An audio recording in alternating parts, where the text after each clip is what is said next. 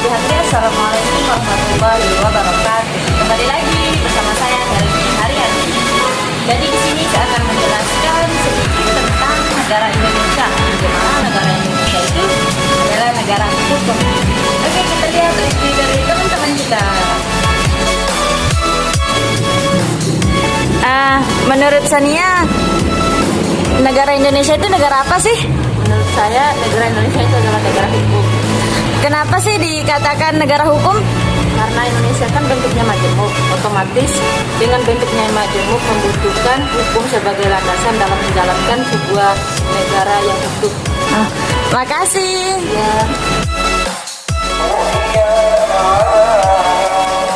Hai Ulinda. Ya, Menurut kamu negara Indonesia itu negara apa sih? negara hukum. Kenapa sih dikatakan negara hukum? Karena orang yang melanggar hukum, melanggar peraturan pasti akan dihukum. Oke, terima kasih. Sama-sama. Oke, selamat pagi Mbak Martin. Menurut Mbak Martin nih, negara Indonesia negara apa sih? Menurut saya negara Indonesia adalah negara hukum. Kenapa sih dikatakan negara hukum? Karena negara Indonesia memiliki banyak peraturan yang berlandaskan dengan hukum.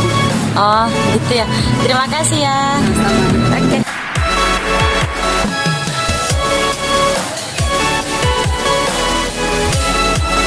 Hai Rizky. Hai.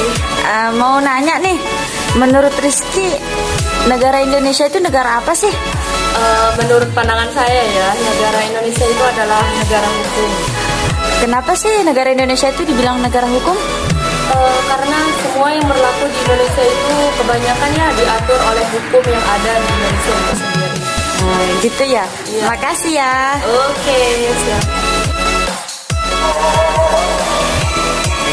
Hai Opa. Hai. Menurut kamu negara Indonesia itu negara apa sih? Negara hukum?